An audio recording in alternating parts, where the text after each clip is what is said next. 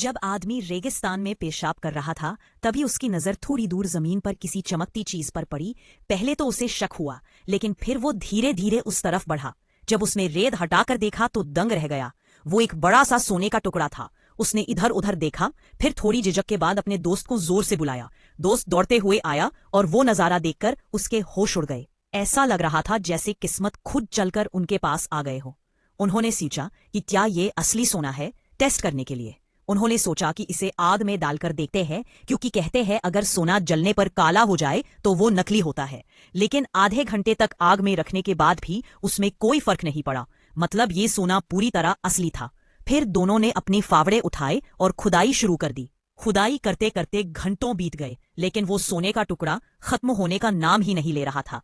शाम होने लगी और रेगिस्तान में रात को सबसे बड़ा खतरा होता है जंगली कुत्तों का। तो दोनों ने लकड़ियां इकट्ठा की और आग जलाई। आग के पास बैठे वो दोनों भविष्य के सपने देख रहे थे।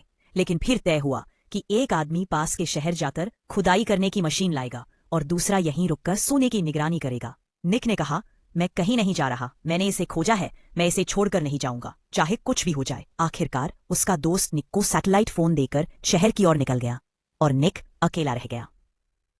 उसने सोने के ढेर को रेत से ढक दिया और रात काटने के लिए एक झोपड़ी जैसा ठिकाना बना लिया। पहली रात तो ठीक ठाक गुजर गई, लेकिन अगली सुबह निक को दूर कुछ और चमकता दिखा। लेकिन जब पास जाकर देखा तो वो किसी पुराने टूटे हुए जहाज का मलबा था।